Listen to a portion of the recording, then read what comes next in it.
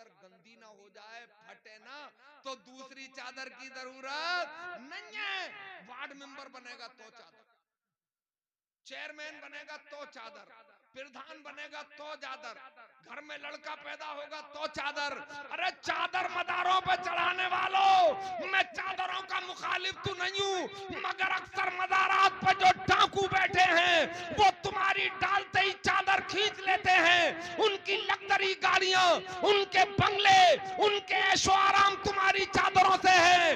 میں تم سے گزارش کرتا ہوں کہ جتنے پیسے تم چادروں میں خرچ کرتے ہو اتنے کسی بیوہ کی بیٹی کی شادی میں خرچ کر دیا کرو.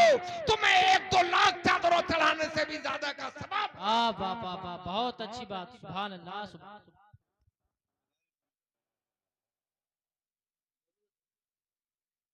جو 2 کروڑ روپے تو نے مدار میں خرچ کیے، وہ C B S E board کے اسکول میں خرچ کر دیتا اور اس میں ایک دینی تعلیم کا بھی شعبہ رہتا. ارے انہوں نے ششو مندر بنا کے تمہارا بیڑا غرق کر دیا اور تم سوچا ہی نہیں. تم جلسے ہی کراتے رہے، تم نعرے ہی لگاتے رہے.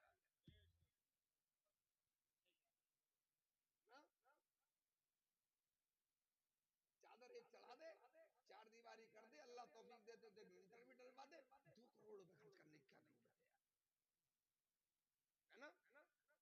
یہ سب کیوں ہو رہا ہے؟ اس لیے کہ علم سے کورے ہو. اور سرکار آپ کو علم میں بھی مکمل کرنے کے لیے آئے تھے. اچھا جب علم نہیں ہے تو سیاست پہ بھی نظر نہیں ہے. اب تو اپنے جلسے میں نیچے لکھا ہوتا ہے، بولے بھئی ضروری بات، ہمارے اس جلسے کو سیاست سے کوئی تعلق نہیں ہوگا، ہمارے اس جلسے کو نرے گبدوؤں سے تعلق ہوگا. ابے سیاست کسی گالی کا نام ہے؟ سیاست کسی پاکھنڈی اکھاڑے کا نام ہے؟ اگر سیاست بری چیز ہوتی تو حضرت عمر فاروق اعظم تنہا 12 ملکوں کے حکمراں نہ ہوئے ہوتے.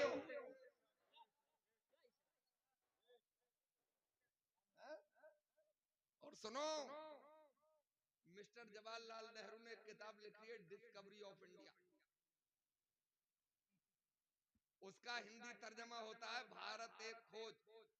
اس میں جہاں انہوں نے لوک تنتر کو جمہوریت کو لکھا ہے تو وہاں حضرت عمر کا ذکر اس انداز میں کیا ہے کہ اس لوک تنتر کا، جمہوریت کا سب سے کامیاب ترین اگر کوئی حکمراں گزرا ہے تو اس حکمراں کا نام ہے حضرت عمر فاروق اعظم. اس لیے کہ ان کے دور میں ایک ہی گھاٹ پہ شیر اپنے قریب میں بکری کو پانی پلا لیتا.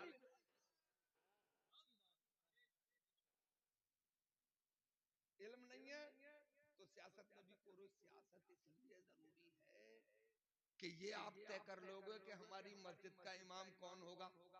کمیٹی والوں نے طے کر لیا. جلسے میں مولوی کون بلایا جائے گا، کمیٹی والوں نے طے کر لیا. مگر یار تھانے کا انچارج کون ہوگا، یہ بھی تم ہی طے کر لو. یہ سیاست طے کرتی ہے. آپ کا ایس پی کون ہوگا، یہ سیاست طے کرتی ہے.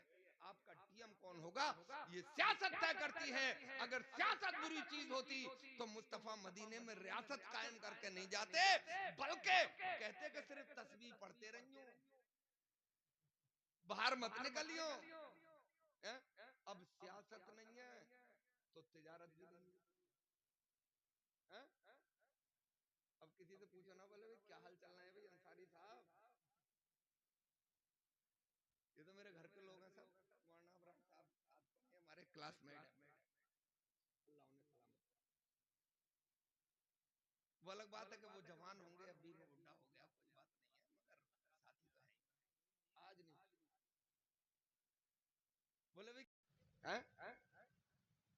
بناؤ کوئی ایسا آلہ کہ وہ باڈی پہ لگے تو وہ نہ بتائے کہ باڈی کے کیا حال ہے، بلکہ باڈی کا وہ پارٹ بتائے کہ میری باڈی پہ جو آلہ لگا فلاں کمپنی نے بنایا ہے اور یہ قیامت تک نہیں ہو سکتا.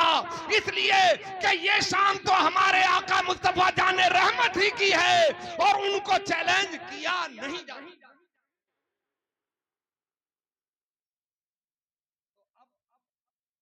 وہ تو ابو جہل کے سوال کا جواب تھا. شارٹ میں سن لو، پروردگار عالم نے اپنے محبوب کو اس دنیا میں بھیجا تو فرمایا محبوب तुझे मुकम्मल बना के भेज रहा हूं। जा दुनिया में जो तेरे दामन से वाबस्ता हो जाए उसे भी दुनिया के हर फील्ड में मुकम्मल कर दे। तो क्या वो मुकम्मल हुए नहीं हुए? जो सरकार के दामने पाक से वाबस्ता हो गए इस कायनात पे आज तक उनका कोई जवाब नहीं है। और हम हो गए बागड़ बिल्लू, इसलिए कि इस्लाम को हमने पढ़ा ही नहीं, सिर्फ ट्विंकल ट्विंकल लिटिल स्टार पढ़ते रह गए, कबीरो रहीम के दोहे पढ़ते रह गए, तभी तो रात रात भर मोबाइल में मस्त रहते हैं। मैंने तो देखा है हमारी कौम के न जाने कितने बेटे पबजी खेल के तबाह हो गए।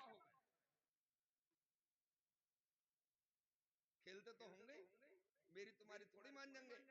ये कौम अब वो हो गई है कि ये लाठी की मानती है। मैं तो सैयद साहब IPS क्वालिफाई कर लेता और आप ही के जिले का SSP बन जाता, और आप मुझे तकरीर के लिए बुलाते तो मैं अकेला आता, पूरी फौज लेके आता। क्योंकि कुछ बातें लाठी से भी समझाई जाती हैं, बगैर लाठी के आदमी आसानी से मानता। सरकार तो मुकम्मल करने के लिए आए थे और तुम इतने नामुकम्मल हो, और उसकी वजह यह है कि तुम्हारे पास इल्म नहीं है। जिस परवरदिगार ने अपने कलाम कुरान मजीद में पहला लफ्ज़ इकरा नादिल फरमाया, जिसका मतलब होता है पढ़ो,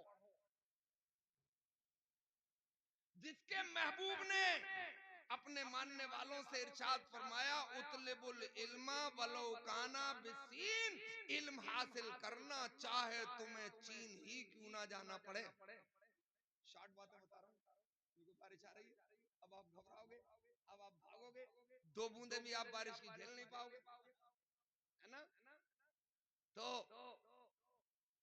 और हालात ये है, अभी सर्वे हुआ है, मुंह बंद करो जरा, आंखें खोल के सोचो, कौमे मुस्लिम 53% बिल्कुल अनपढ़ है, हैं?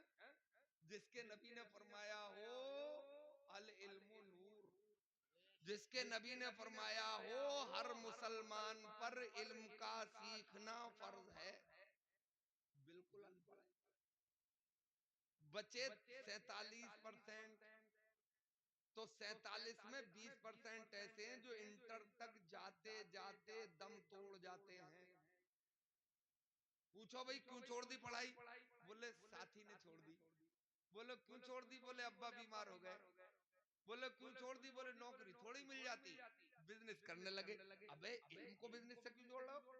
इल्म अलग चीज है और बिजनेस अलग चीज, और जब इल्म हासिल करके बिजनेस की जाती है तो उसका कमाल कुछ अलग ही होता है।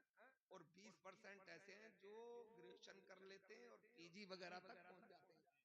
बच्चे 7% वही हायर एजुकेटेड हैं, IAS हैं, IPS हैं, PCS हैं, PCSJ हैं, IITN है। 7%, जबकि हमें तो 100 का 100% पढ़ा लिखा होना चाहिए था, इसलिए कि हमारे मुस्तफा ने फरमाया दुनिया की सबसे दानिश्वर कौम का नाम है कौम मुस्लिम, और ये भी इरशाद फरमाया कि मोमिन को एक बिल से दोबारा नहीं डसा जा सकता। एक बार अगर कोई धोखा दे दे तो मुसलमान भोलेपन में धोखा खा जाएगा, दोबारा धोखा नहीं दिया जा सकता। अब तो धोखे पे धोखे हैं, फरेब पे फरेब हैं, बर्बादी पे बर्बादी है ना। तो इल्म भी नहीं। मैं गुजारिश कर रहा हूँ कोठी और बंगलो बनाने वालों, 1-1 2-2 करोड़ मज़ारात पे खर्च करने वालों, उसकी बिल्डिंग बनाने वालों, मज़ार इस्लाम का यकीनी पार्ट नहीं है। इतनी इजाजत है कि किसी अल्लाह के वली की 4 दीवारी करा के उसकी कब्र पे एक चादर डाल दी जाए, पता चले कि ये अल्लाह के वली का कब्र है और ये किसी अवाम की कब्र है। और आला हजरत ने ये भी फरमाया जब तक एक चादर गंदी ना हो जाए, फटे ना, तो दूसरी चादर की जरूरत नहीं है। वार्ड मेंबर बनेगा तो चादर, चेयरमैन बनेगा तो चादर, प्रधान बनेगा तो चादर, घर में लड़का पैदा होगा तो चादर। अरे चादर मदारों पे चढ़ाने वालों, मैं चादरों का मुखालिफ तो नहीं हूं, मगर अक्सर मदारात पे जो डाकू बैठे हैं वो तुम्हारी डालते ही चादर खींच लेते हैं। उनकी लग्जरी गाड़ियां, उनके बंगले, उनके ऐशो आराम तुम्हारी चादरों से है। मैं तुमसे गुजारिश करता हूं कि जितने पैसे तुम चादरों में खर्च करते हो, इतने किसी बेवा की बेटी की शादी में खर्च कर दिया करो। तुम्हें 1-2 लाख चादरों चढ़ाने से भी ज्यादा का सवाब। वाह, बहुत अच्छी बात, सुभान अल्लाह,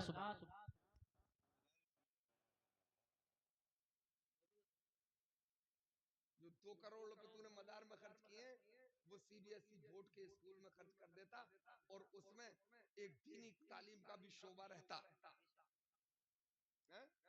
अरे उन्होंने शिशु मंदिर बना के तुम्हारा बेड़ा गर्क कर दिया और तुम सोचा ही नहीं, तुम जल से ही कराते रहे, तुम नारे ही लगाते रहे।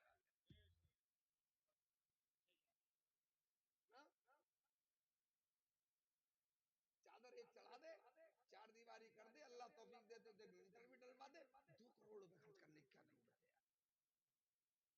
है ना? ये सब क्यों हो रहा है? इसलिए कि इल्म से कोरे हो हैं? और सरकार आपको इल्म में भी मुकम्मल करने के लिए आए थे। अच्छा, जब इल्म नहीं है तो सियासत पे भी नजर नहीं है। अब तो अपने जलसे में नीचे लिखा होता है, बोले भाई जरूरी बात, हमारे इस जलसे को सियासत से कोई ताल्लुक नहीं होगा, हमारे इस जलसे को निरे गब्दुओं से ताल्लुक होगा। अबे सियासत किसी गाली का नाम है? सियासत किसी पाखंडी अखाड़े का नाम है? अगर सियासत बुरी चीज होती तो हजरत उमर फारूक आजम तन्हा 12 मुल्कों के हुक्मरान ना हुए होते।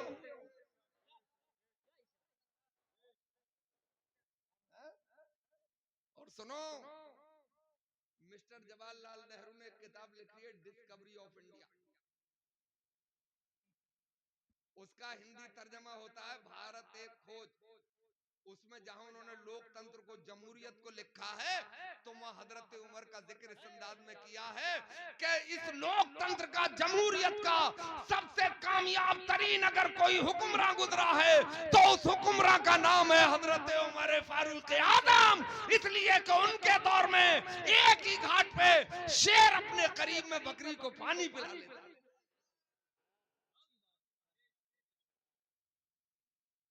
इल्म नहीं है तो सियासत में भी कोई सियासत इसलिए जरूरी है कि ये आप तय कर लोगे कि हमारी मस्जिद का इमाम कौन होगा।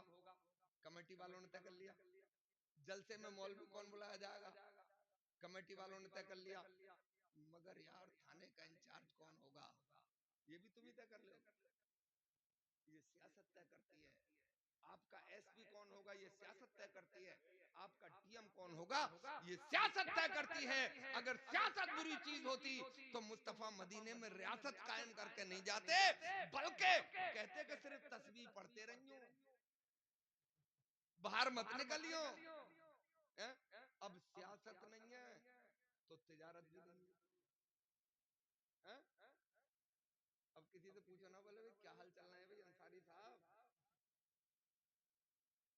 ये तो मेरे घर के लोग हैं सब, मौलाना इब्राहिम साहब आज पढ़े, हमारे क्लासमेट है, अल्लाह उन्हें सलामत। वो अलग बात है कि वो